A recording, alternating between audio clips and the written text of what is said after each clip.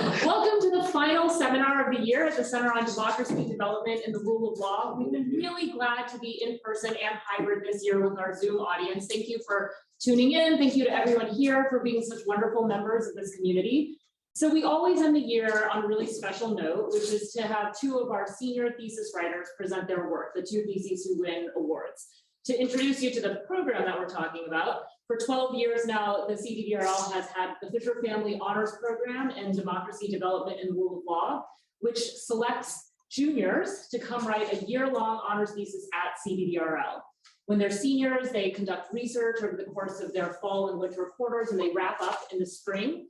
Each year, Stanford's the top 10% of thesis winners receive something called the Firestone Prize, which this year goes to Adrian Scheibler, who's an international relations major and a public policy co-term. His thesis was advised by Christophe Crombez at FSI, and he will be presenting first on Western European regional parties. We also award a CDDRL Outstanding Thesis Prize. This year's winner is Michael Skreta, who is an econ and poli-sci major and a computer science co-term. His advisor was Larry Diamond, and he's going to be speaking about Poland's cash transfer to children.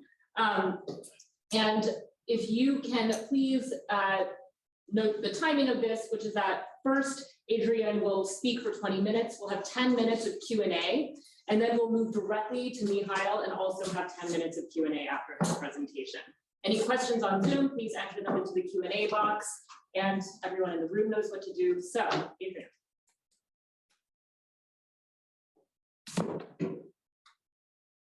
Yes, good morning, everyone. Thank you all very much for taking the time to be here today for my thesis presentation titled Challenging the State, Western European Regionalism in the Era of Financial Crisis.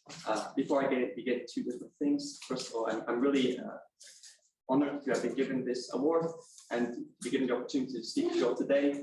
And then second of all, just an acknowledgement that this thesis could not have been possible without the support of my advisor, Christophe, or by Didi, or by Steve, or by a number of other people in political science, such as David Layton or Alain Schlieffer, who really gave me their invaluable time and support during this entire process. And with that, let's jump right into it with a brief overview of what I'm going to be talking about today. So I'm going to start with some background on the financial crisis and regionalist parties and connecting the two via a research question. And then I'm going to jump into two different analyses, a quantitative analysis and a qualitative analysis on regionalist parties. And their findings will be then also combined with the conclusion. And I'll be sure to leave some time at the end for some questions. So let's get right into it with the global financial crisis, which had really important political and economic effects within Western Europe. And so a much too brief summary of the financial crisis, it began in 2007 with the collapse of the American subprime mortgage market. And then this contagion spread across the globe and it created this kind of environment of instability that eventually led investors to reassess the debt positions of a number of European states. This would then lead to the European sovereign debt crisis, which particularly impacted southern and peripheral European economies, and which led to economic recessions that led to stagnant wages, rising unemployment, etc., and then also the imposition of quite unpopular austerity measures meant to curtail public spending. This had two important political effects. First of all, there was a decline in trust in both national and European political institutions. And hand in hand with that was the punishment for mainstream parties, both in government and in the opposition, and increased opportunities for challenger alternatives. And with that, I mean like parties like the Greens, or also the populists, which can be seen in this classic cartoon on the right, where this European nationalist, this resurgent European nationalist is ready to pull the plug on an ailing European Union. And while this has been studied quite well in literature, one party group has been ignored for the most part so far, and this is the regionalist parties.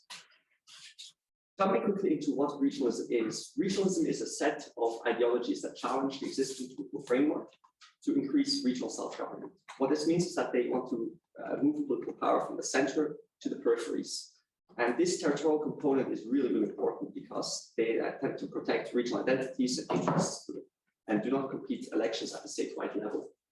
Within the regionalist party families, there's both an autonomist wing and a separatist wing. Autonomists want to increase self-government within the existing state structure, and separatists want to move the region out of the state through process of independence. When thinking about regionalism, it's important to kind of think about this as an instance of sub-state nationalism that emerges during the process of state formation, when the state doesn't manage to fully integrate all the regions within its territory. And this leads to the creation of independent regional identities that then have nationalist aspirations. And this can be seen in this cartoon on the right of South Tyrol, situated within the Italian Alps, this Austrian bastion, this Austrian identity fortress. In the literature, a number of different factors have been identified as kind of advancing these regionalist sentiments. Among these are cultural, things such as religion or ethno-linguistic fractalization. Structural, which relates to kind of the institutional framework and constitutional framework of the state that allows these movements to have success. And then also economic factors, both how well the region does economically and how well it does relative to the rest of the country. But before quickly moving into the connection between these economic factors and the global financial crisis, a quick note on why it is important to study regionalism, and especially within the context of what the CDDRL does. And I present 4 different arguments for that. First of all is prevalence. Regionalist parties are found across Western Europe. Almost every single major Western European state has at least 1 or 2 of these parties active currently. Second of all, there's been associated violence or violence associated with these regionalist parties, especially historically. And historically meaning even sometimes more recent than we might think. Remember that the ETA in the Basque Country only ceased its violent operations a little more than a decade ago. Third, these parties are oftentimes represented in both regional and in national governments. Meaning that they have a direct hand on the policies being created. And it's been suggested in the literature that their participation in governments has a destabilizing effect on these policies. And then finally, the growing appeal of regionalist parties in elections in Corsica, in Belgium, in the Basque Country. They have managed to increase their vote shares recently. And the same is true in the election on the left there in Northern Ireland. Northern Ireland, a case which meets all of these 4 different criteria: prevalence, associated violence throughout the times of the Troubles, government representation, which is within this kind of Good Friday Agreement framework, and then finally growing appeal. Just last month, the Northern Irish elections, Sinn Féin managed to become the largest party in the region. So bringing back to the financial crisis and regionalist parties, my research question was what impact the financial crisis had on regionalist parties in Western Europe. And to do this, I used 2 different approaches. The first of these is a quantitative analysis which sought to discern the impact of the financial crisis on electoral performance trends for regionalist parties. And to understand this, I created an original data set, which had 2 main components. The first component is election data. And for this, I used vote shares for regionalist parties in federal, regional, and in some cases local elections for the period between 1998 and 2019. At the end of the day, I ended up with 128 unique parties across 35 regions in 8 countries, which is depicted in the map to the right, which shows the average regionalist performance in regional elections between 2014 and 2019. And this shows just how widespread these parties are across Western Europe, and also kind of the large differences in the levels of support that they attract, both within regions within that country and across countries. All of this data was then paired with economic data, both captured on the regional and at the countrywide level of GDP per capita, and also unemployment rates. And I then created a number of hypotheses that kind of connected economic conditions to regionalist electoral performance. The first of this hypothesis was that regionalist vote shares would increase with worsened absolute performance, absolute meaning just the raw data on how well the region is doing economically. And this has to do with the fact that I believe that when the region did worse economically, there would be less trust in national governments and also more punishment of statewide parties within that region. My second hypothesis was that regionalist vote shares would decrease with worsened relative economic performance. And relative means the performance of the region relative to the rest of the country. And this was made both for regions that were poorer than the rest of the country and regions that were richer relative to the rest of the country. In poor regions, I believe that this would, the financial crisis would increase the dependence on the central government. And in the richer regions, I believe that the crisis would take away a lot of the arguments for why the region would separate and have economic benefits to gain if it's separated from the rest of the country. And these arguments are oftentimes outlined in, for instance, here's the Northern League 2008 poster, which shows the Southern Italians almost stealing from the Northern Italians and thus going on Catalonia to wake up and to rid itself of this theft through independence. I also had 3 ancillary hypotheses which related to subdivisions within this data set that I created. First, I predicted that these trends would be stronger for secessionists as opposed to autonomous parties. And this relates to the fact that secessionist parties espouse a more radical ideology and would therefore better sent to be moved more by the turbulent times of the economic crisis. I also predicted that these trends would be stronger for regionalist parties in regions with lower autonomy. And this has to do with the fact that these regions are linked more to the central state and that there would therefore be more room for regionalist parties to maneuver. Third, I predicted that these trends would be the same for regionalist parties in richer and in poorer regions for the reasons outlined above, that in both cases it would increase the dependence of the region vis-a-vis the central state.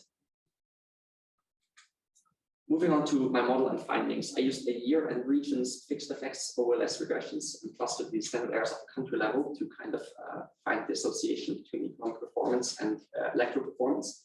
And I also created a second iteration of the model, which introduced an interaction variable for whether we were in the period before the start of the crisis or after the start of the crisis, just to better discern the impact of the crisis itself on the data.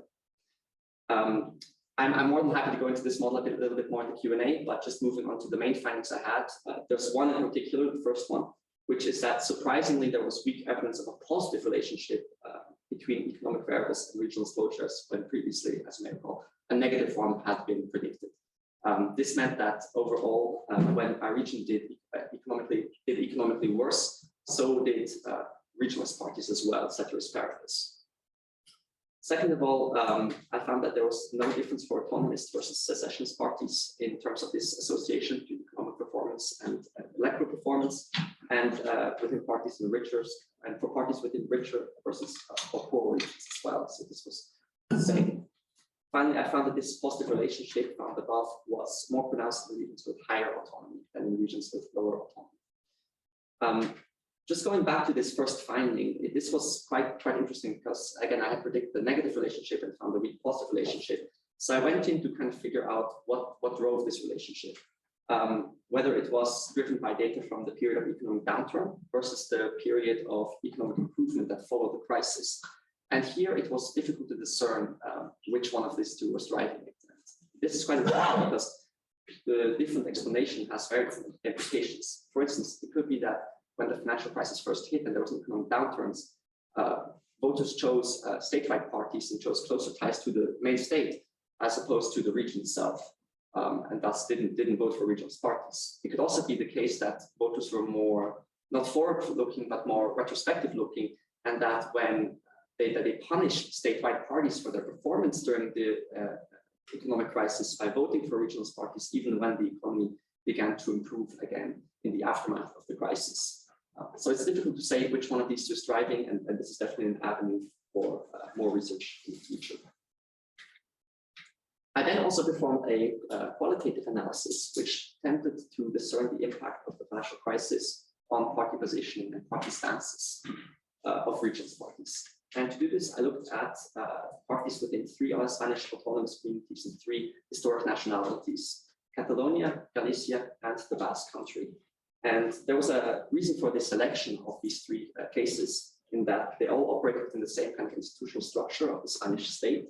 But at the same time, the regionalist movements there have very different historical foundations and operate in very different economic environments as well. And this leads to quite a lot of ideological diversity within the regionalist movements within these 3 regions, where, for instance, the Galician regionalist party is quite left-wing. That's not true in the Basque Country or in Catalonia, where it's more center-right. To discern kind of this impact on party positioning, I looked at the general election manifestos from the 2011 and 2015 Spanish general elections to discern the arguments that were being made. And overall, 5 different parties were considered. In Galicia, I looked at the Galician Nationalist Bloc, a left-wing and more independentist party. Within Catalonia, I looked at the Convergence and Union, which is traditionally was the dominant party within Catalan politics, and also the left-leaning Republican left of Catalonia. And then within the Basque Country, I looked at the main party, main regionalist party, the Basque Nationalist Party, and also Basque Solidarity, Petronas, Eusko Alcapuzuna. Moving on to the findings of this qualitative analysis.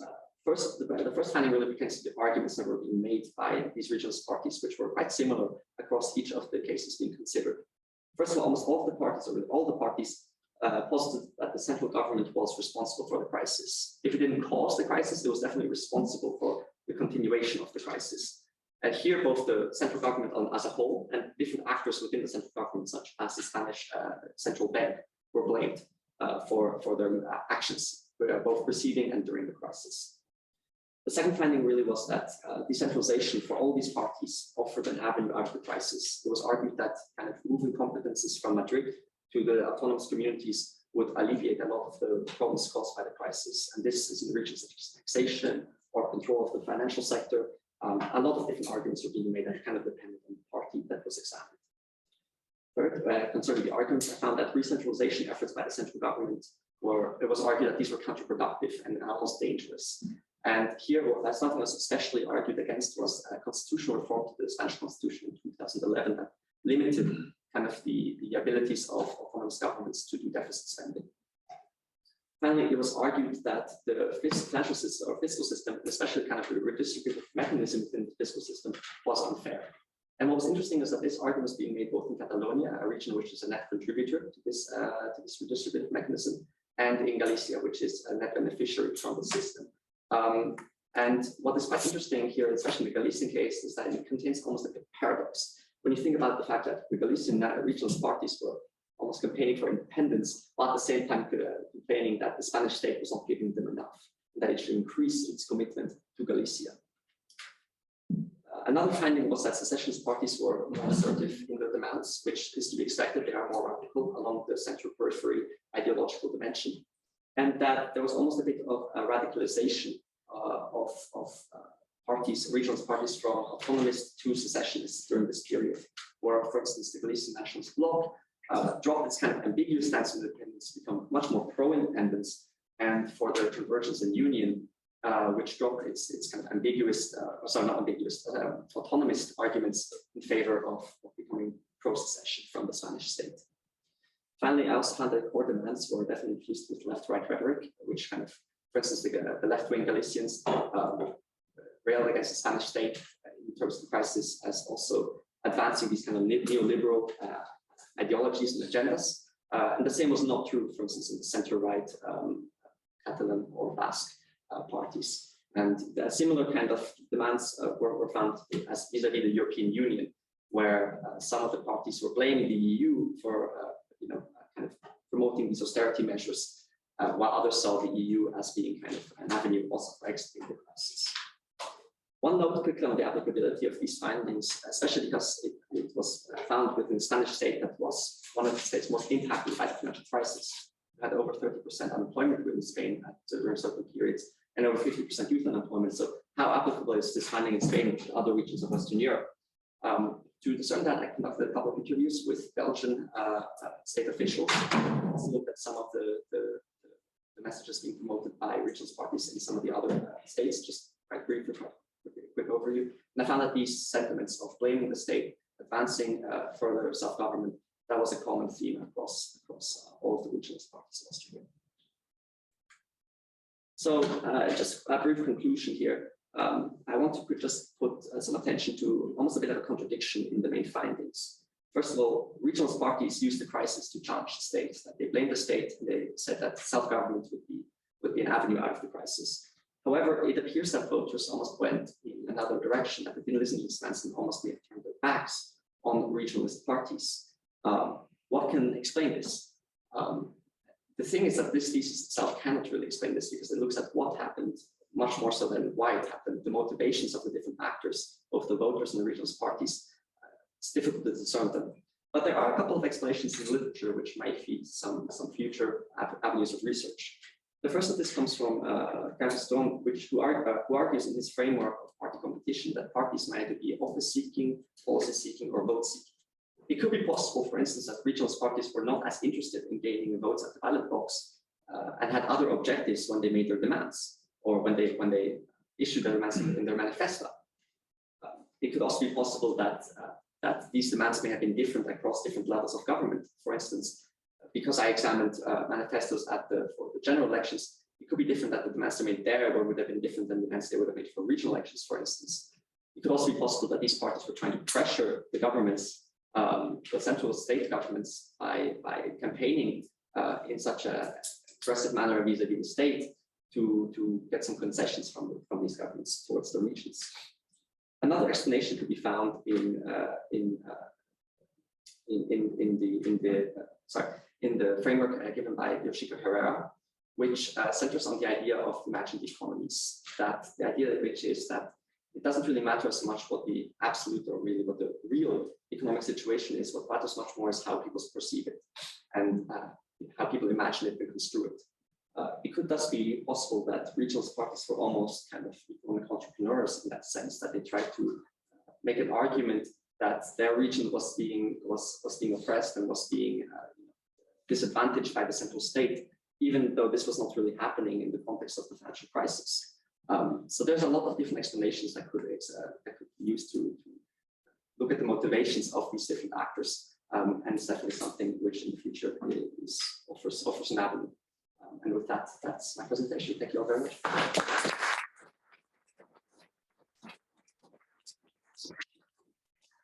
All right, any questions? One question, and that is the conclusion at the end that when you are saying the financial crisis, that the regional parties at the end did not really profit from this. And my explanation, but maybe it's too simple, is it not a possible explanation that the people are a little bit more intelligent than the regional parties, because they discovered that if somebody can give support, it's not coming from the regional party, it's coming from the central government. The same is what we have seen after the pandemic with the European Union. Why are everybody looking now to Brussels? Because in Brussels there's a lot of money, they can give support.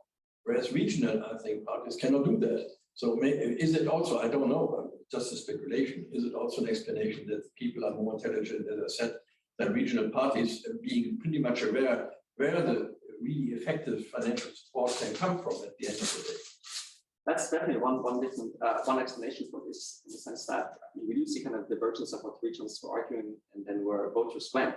That, yeah, potentially that the voters were in that case kind of almost smarter than the parties themselves. It also has to do with the fact that a lot of the money at the time, a lot of the financial support was was being given out from the central government, not really as much from the regional government at the time, or that when support came from, for instance, from the IMF or really from the Troika, right, that this was in partnership with the central government, not really with the regional governments as well.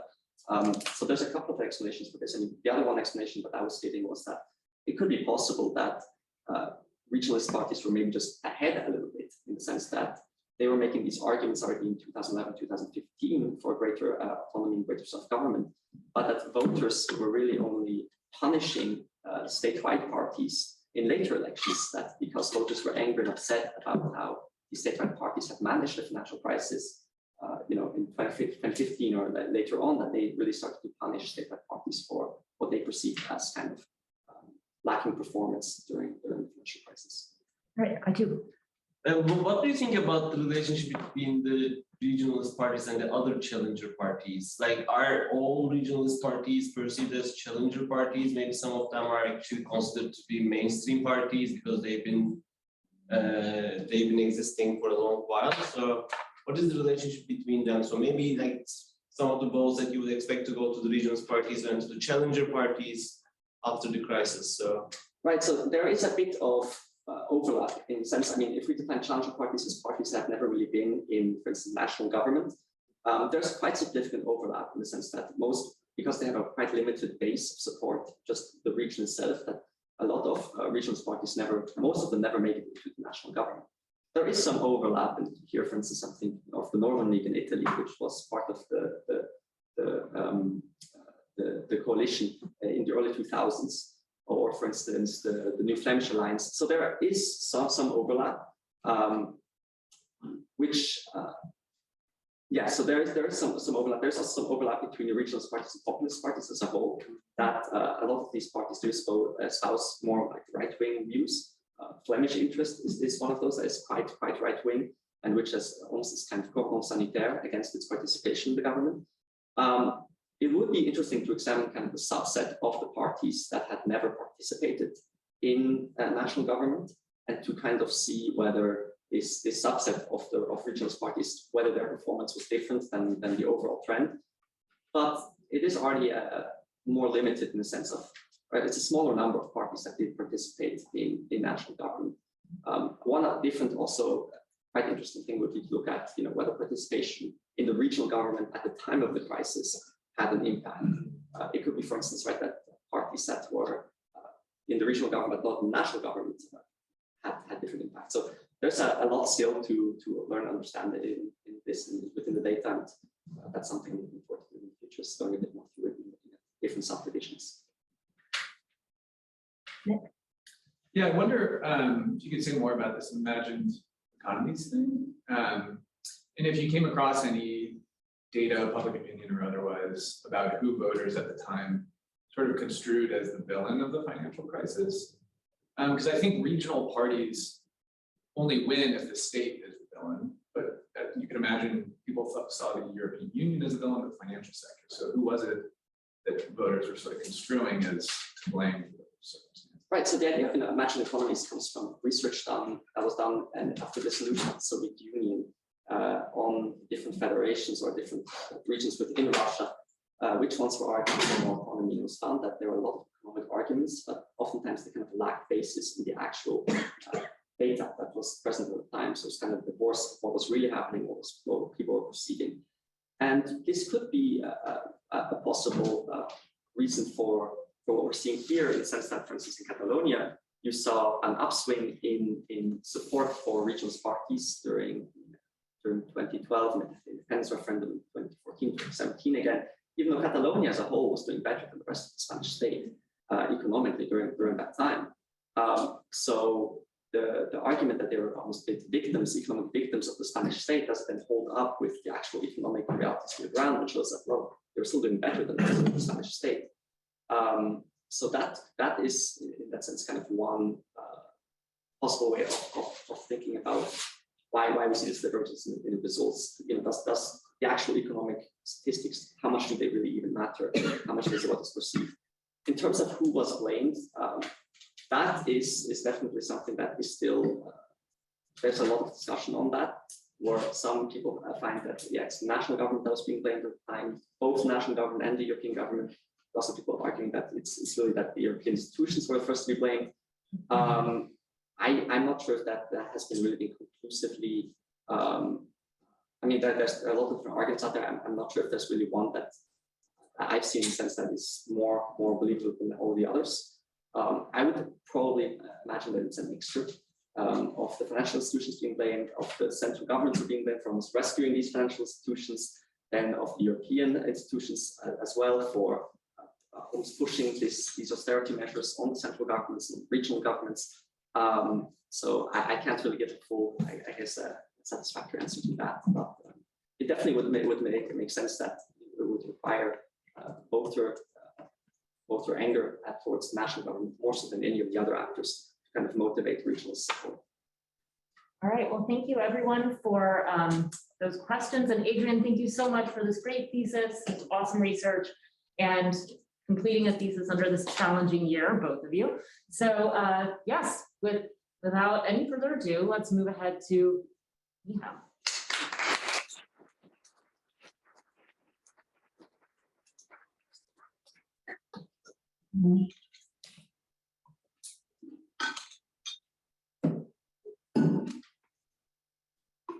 Awesome. Thank you so much, everyone, for coming. I feel very honored to receive this award. And to start, I would like to express my deepest gratitude to my advisor, Professor Larry Diamond, as well as Didi and Steve, for supporting me throughout this program, as well as the entire CDDRL honors cohort. Today, I am delighted to talk to you about babies, money, and power. And more specifically, I'll talk to you about the Family 500 Plus cash transfer or child benefit program in Poland. I will look at the effects, the causal effects of the program using the synthetic control method. So you may be wondering what Family 500 Plus is. Well, it's a monthly cash transfer of 500 Polish zloty, which is about $130 US. It was rolled out in 2016. Initially, the program was based on giving money to families for each second and subsequent child. In 2019, it was extended to cover all children. The recipient level is the household unit. So the program was pretty significant. It was equivalent when it was rolled out to approximately 10% of an average household disposable income when it was introduced. And The Economist called it a program that absolutely transformed the Polish welfare state. But even though it transformed the Polish welfare state, the program hasn't been really studied causally. And in this thesis, I used that natural experiment of the 500+ program to answer the following research question. What have been the causal effects of the Family 500+ program on fertility, poverty, and income inequality in Poland? And I will go, in this piece, I'll explain why I chose those three outcome variables. So during the next 18 minutes or so, we'll talk about the background of the program, we'll talk about the initial evidence without going into the empirical methodology, and then we'll go into that empirical methodology looking at the data and outcome variable selection, the causal inference process, synthetic control methods, the results, as well as some concluding thoughts. So let's start with the background of the program.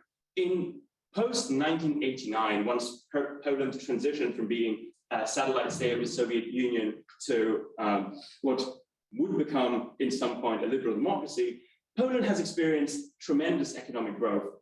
As you can see, the GDP per capita has grown tremendously from 1990 to 2020. Anna at Stanford has called Poland a poster child for economic transformation and transformation to a liberal democracy.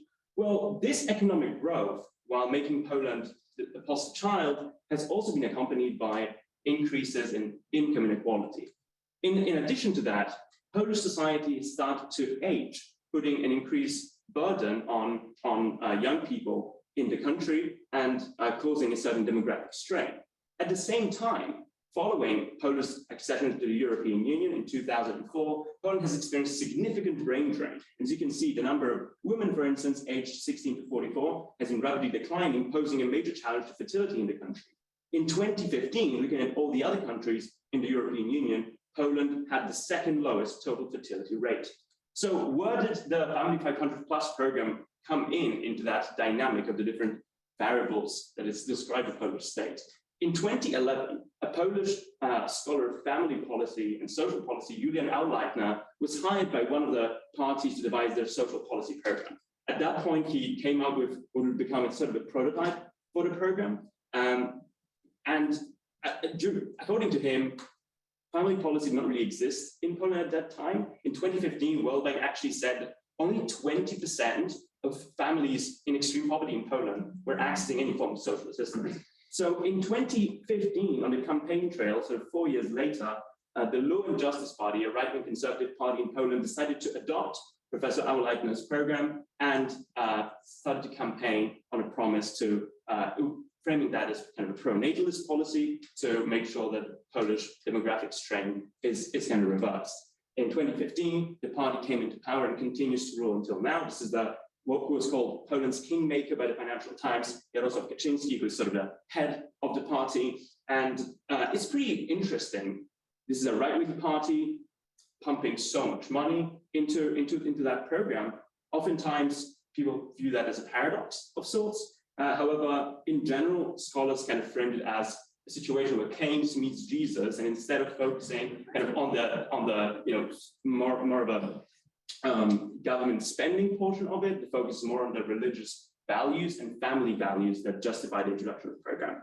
So in terms of the timeline, Law and Justice announced the program in June 2015. They came into power in October 2015, rolled out the program in April 2016. And then the extension of the program to cover all children happened in July 2019, conveniently quickly before the October 2019 election. And while this thesis does not go directly into the motivations of the party, or nor does it cover the frequent violations of rule of law, the jeopardizing of female reproductive rights, and using public media for government purposes, those are still important avenues that I described earlier in my thesis. So the program goals were somewhat, they weren't clearly defined. When I interviewed the Minister of Family Policy at that time, Elżbieta Rafalska, she framed the program goals in 3 ways. 1, increase in fertility. 2, reduction in poverty, especially among children. And 3, an investment in human capital.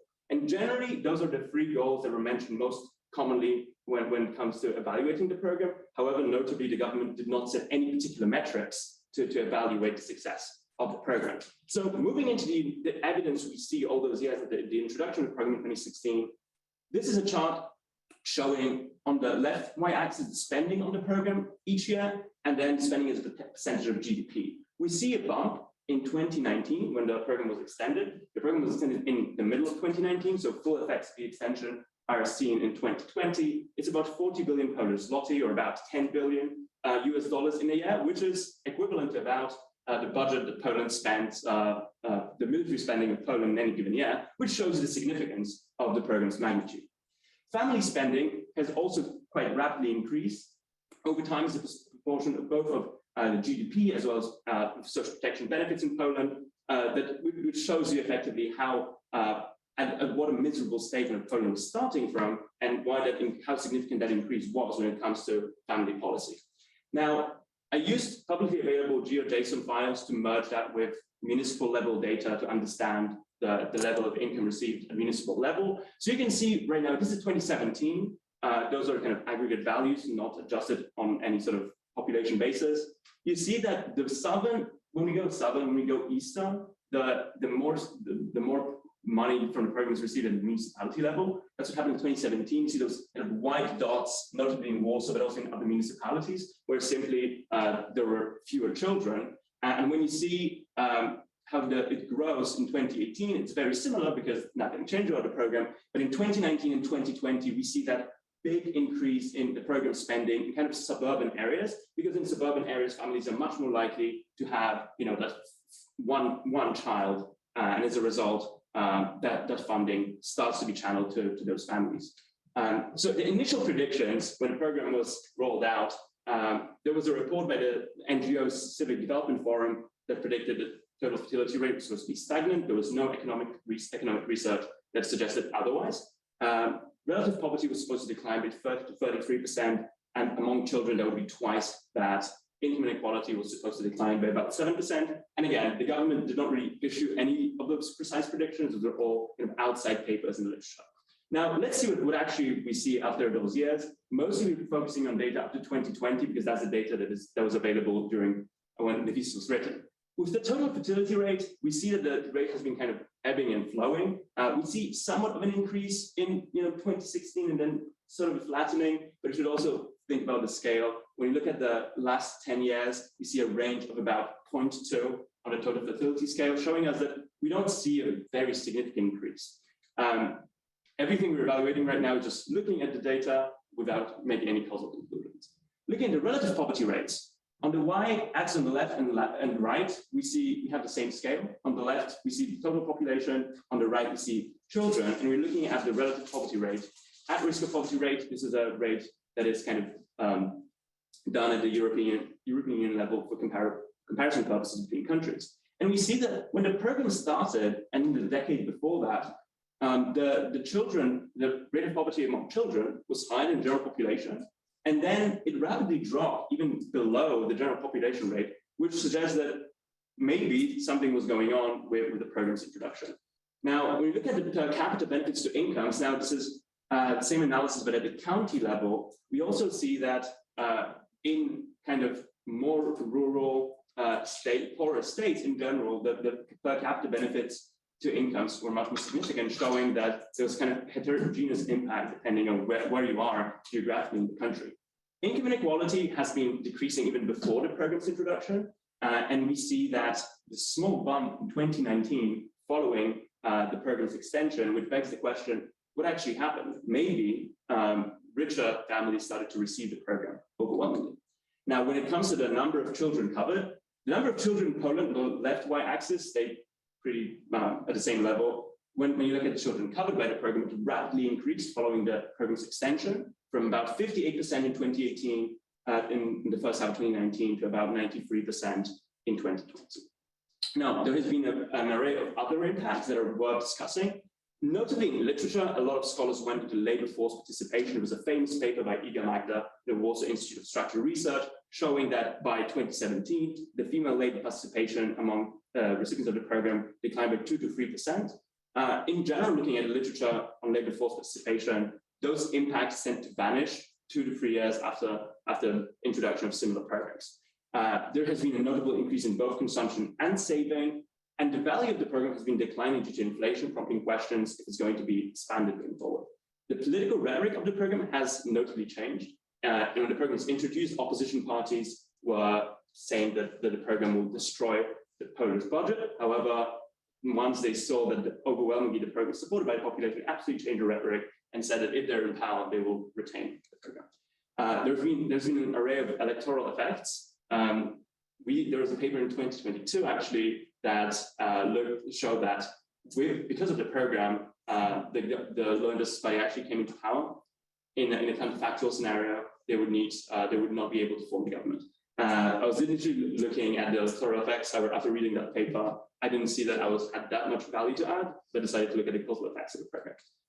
And then there's this whole question of effects on human capital. However, effects of human capital tend to be lagged in time. So I wasn't looking at them in 2020 because there wasn't enough of a time frame to analyze those effects. So let's look at the data I selected for the outcome variable analysis. So for fertility, I decided to go with total fertility rate, kind of a standard metric. To assess it, for poverty, I look at the at-risk of poverty rate, which is defined as 60% of what's called the median equivalized income on a household level. What that means is adjusted for the household composition. And I look at that measure both for the population and for children. And then I look at income inequality with the standard Gini index as well, kind of as a robustness check for the income quintile share ratio, which is effectively a share of the top quintile of the income distribution to the bottom quintile.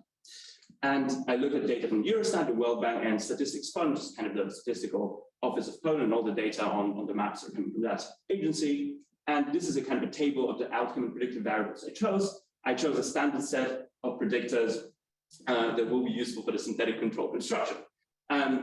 So I considered 36 countries in the European Union and beyond. Given the availability of data, I chose these 28 to analyze. As a result, I had Poland as our treated unit and 27 other control units that, as you'll see shortly, were used for the synthetic control construction. Beyond fertility, poverty and inequality has been an array of other measures I considered, including human capital, but because of lag effects, I didn't build into it. Labor force participation, I felt it was sufficiently covered in literature. Electoral performance, there was a paper that I think covered most of the ground. Food security, I looked at a data set for food and agriculture organization, but couldn't find enough pre-treatment intervention, pre-treatment data. I looked at material deprivation without enough pre-intervention data. And I was looking also results at the MUTS2 level, which is kind of a provincial level in the European Union. Again, not enough pre-treatment data. And finally, life satisfaction, which is an array of measures that more and more scholars are advocating for right now. However, I did not find enough pre-intervention data. So looking at the synthetic control method, and this presentation was made for the general audience, so I'm sorry if it's too basic, but it was first suggested in a 2003 paper actually studying effects of terrorism on the Basque Country, and by Alberto Abadie at MIT, and his work with Alexis Diamond and Jens Scheibler at Stanford on a variety of papers about synthetic control that kind of created the base of the method. So what a synthetic control is an weighted average of available control units that is supposed to construct a counterfactual what would have happened in a situation with Poland if Poland had not received that family child benefit. It's a data-driven selection procedure, which means that algorithmically we determine the weights instead of using some sort of heuristics about what we believe is comparable. It's a nested optimization procedure in the sense that we analyze countries by looking at the similarity in predictor variables as well as in the outcome variables. It accounts for confounded changing over time, which is a significant advantage over, for instance, different differences. And it's, as we will see, it's a visually compelling evidence. So the program hasn't been really studied using synthetic controls. I found this random tweet with 4 likes that did not have any academic paper behind it.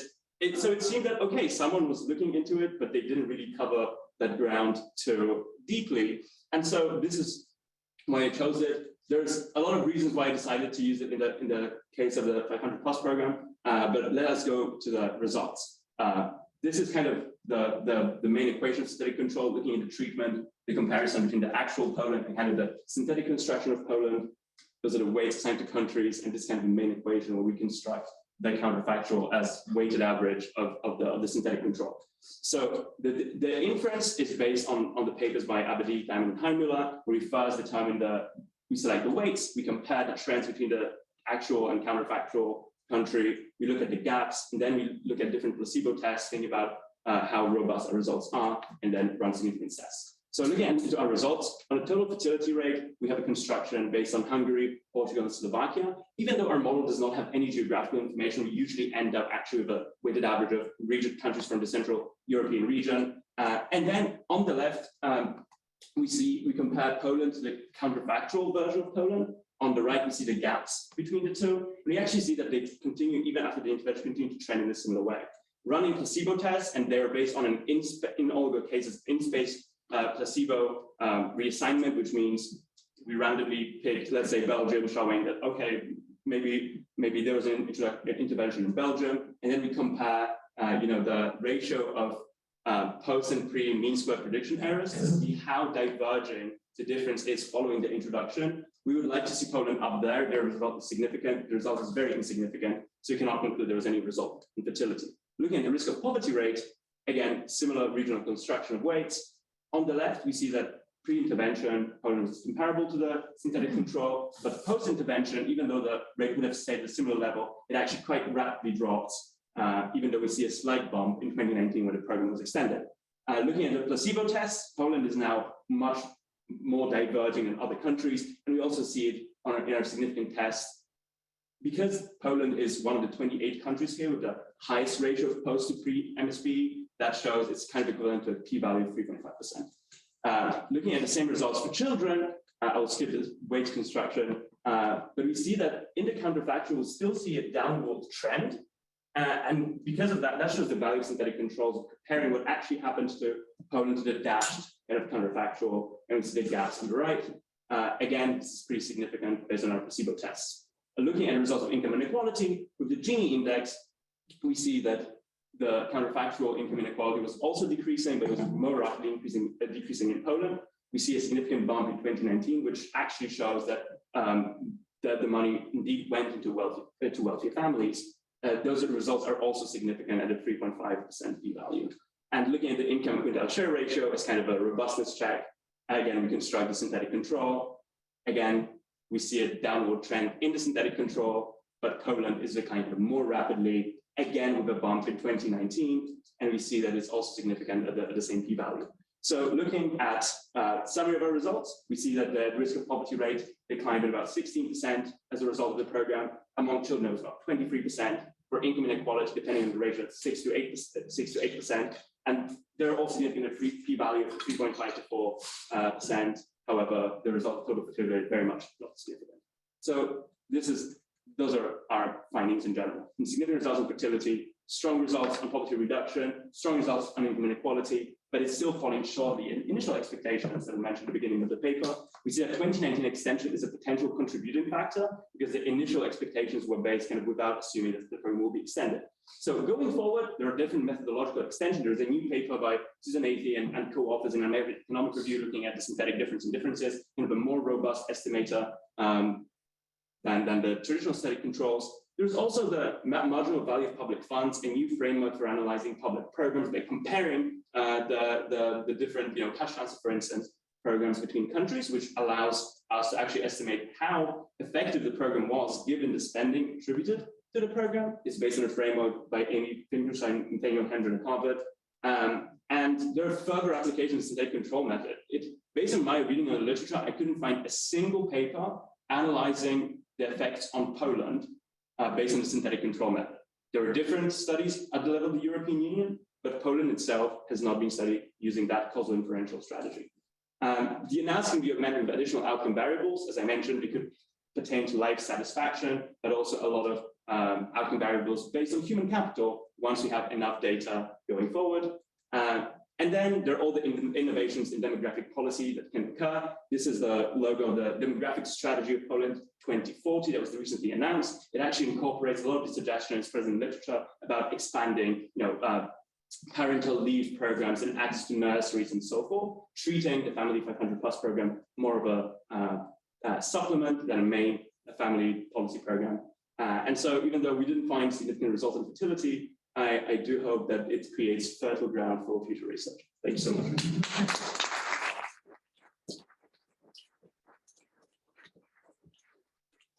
Questions?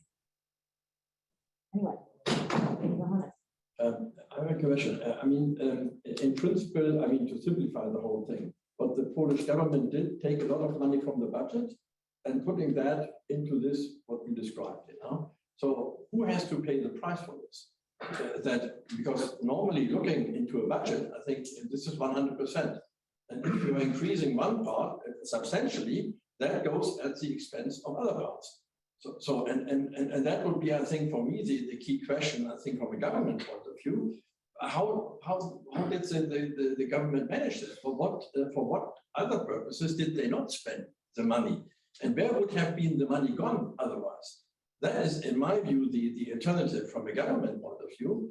Is there anything on, that's extremely difficult, of course, not so easy, but did you think about this, or are there any studies on this, or what because that is, of course, a key question.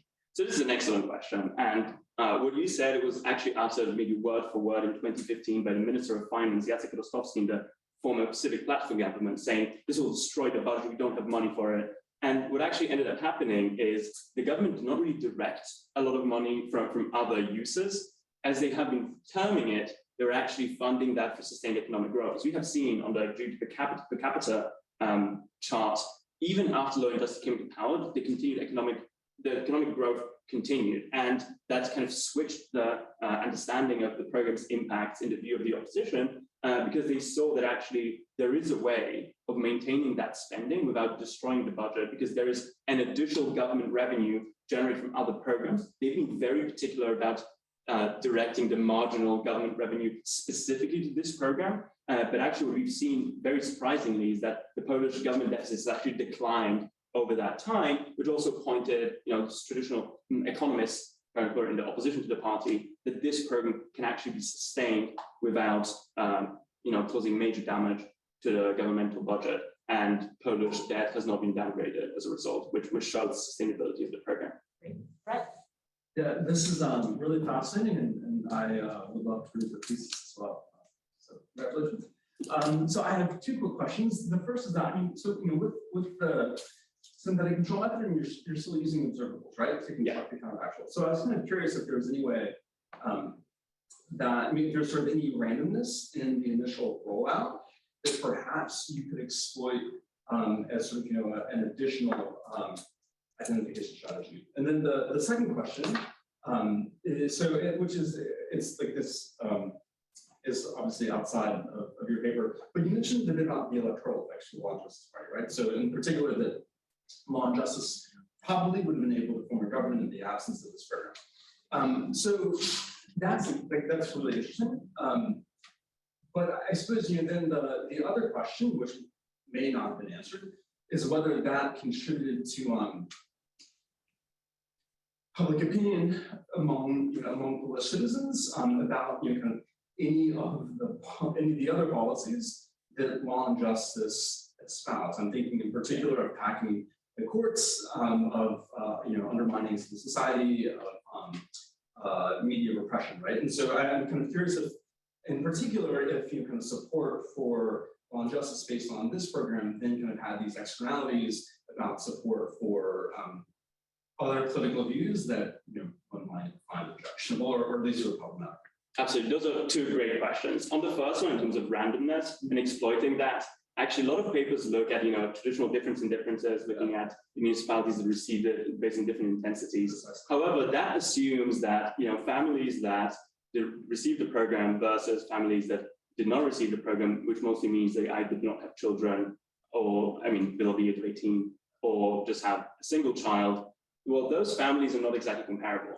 That would assume that with the characteristics between the two groups are so different that the regular, attribution of all the effects between 2015 and 2020, just based on that, is not enough. And because of that, I was looking at aggregate unit effects rather than the subgroup heterogeneous effects. Now, to answer your second question, this is fascinating, and I mostly viewed that from the qualitative literature perspective. There are a lot of scholars, such as Alexander Smolar, who are talking about how even people opposing the court packing, etc., activities of the Law and Justice Party, felt that receiving the benefit was way important to them, that they were able to kind of ignore all that other activity because that's based kind of on this idea that direct economic benefits are much more important for recipients other than the rule of law that's happening in the country, because mostly based on this kind of psychological assertion that they cannot really directly perceive the damage done by rule of law violations compared to the money they receive directly and the impact it has on them, that now they can finally buy textbooks for their children, they can finally travel, etc.,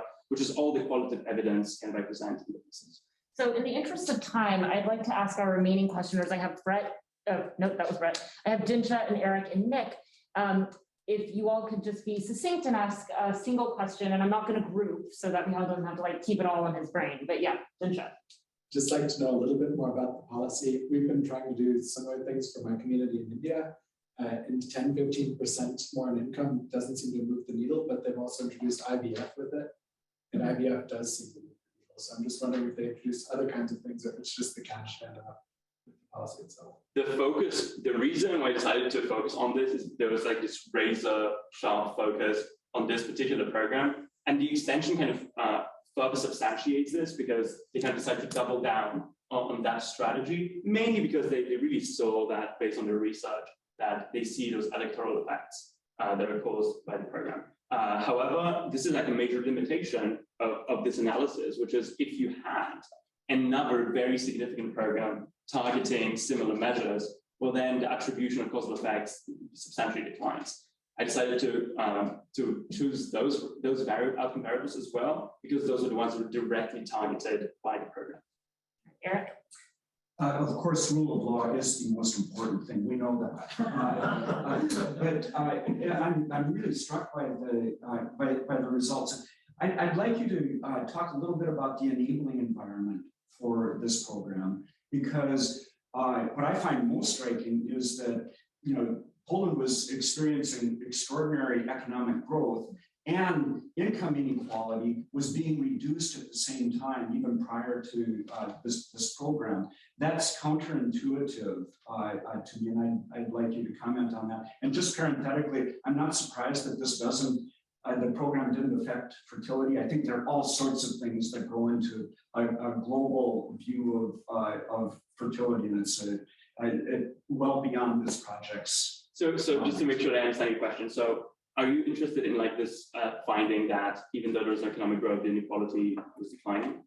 Yes. So this is actually very interesting because that's true and not true at the same time, depending on the time frame you're looking at. Following the transformation, we saw a major increase in income inequality because the wealth started to be more and more concentrated. It was also a function of the fact that Poland was one of the post-Soviet satellite states that actually did not really have many oligarchs, so the wealth inequalities as well as income inequality was pretty low. We saw that, you know, with the increase of economic liberalization, income inequality substantially started to increase. And then following the financial crisis, we actually see kind of an inversion, more of a parabola, even though at the same time in the United States, it's still a kind of linear upward trend. And I looked into the literature on that because that was a pretty surprising finding, but you see that across the region, and the most common explanation is actually those are kind of the broad-based effects of economic growth. We actually saw that during that time, the rise in GDP per capita started to more than before benefit communities that previously did not have access to whether that be educational resources or just quality jobs. So that has been explained mostly by broad-based economic growth in the period kind of 2010 to now. However, it's very important to understand that this baseline from which we're falling was created in the wake of the economic transformation and increased concentration of income in the hands of the few winners of the transformation. And it's very important actually from the Law Justice Party, because the rhetoric was based on the fact that previously a lot of money was going to those nouveau riche elites, and now they're trying to expand the opportunity to the broader society. All right, final question, Nick. Yeah, so I actually disagree with Eric. I was surprised by the fertility finding. And I wonder if you could talk a little bit about the statistical power of the approach. I mean, the measurement that you're using, I think, is a sort of slow-moving indicator. And my prior would be that it would have a small but positive, very small but positive effect on fertility rate. And so I wonder if you can talk a little bit about maybe the power of the synthetic control approach. And I think related to Brett's point, if there's any way to sort of leverage individual level variation in the rollout of this program, say, for instance, according to like differential age at moment of adoption? This is a fantastic question. If I had individual level data, this would be a very different thesis. If I had longitudinal data, pre-intervention, post-intervention, that I would use a totally different approach. I decided to go the aggregate unit level because there was just no way I could receive that data. When it comes to the approach, actually, what you said is correct. When you look at the summary of results, you actually see a small bump, 3.2% relative to the 2015 baseline. It's an increase. However, it's a significance level that is absolutely insignificant, and it depends. It's just the way synthetic controls are constructed. I followed the approach done by the Abadi, Diamond, and Heinmüller papers from 2010 and 2015, where to assess significance, we define p-value as kind of a comparison. Let's say we look at the income share ratio. We look at our ratio of post to pre mean squared prediction error, and running placebo tests. We assume what would have happened in this random assignment for the program to another country. And we defined the p-value by comparing this ratio to all the other untreated units. So we say that it's for this extreme result to happen, it's kind of 1 in 28, but it's fundamentally dependent on how many untreated units you have. And this is the best we can do with synthetic controls. The more untreated units you have, the better. So let's say if I had very rich data on an intervention at county level, and I had those 370 untreated counties, I would be able to construct a p-value and look at inference from this perspective. But obviously this is, kind of synthetic controls adjusted take on p-value that is definitely not as robust as in, more traditional OLS or whatever empirical strategy you apply to it. All right, well, thank you so much to our thesis writers. Great job today. And thanks everyone for being here, not just today, but all year. It's been a great year. Thanks.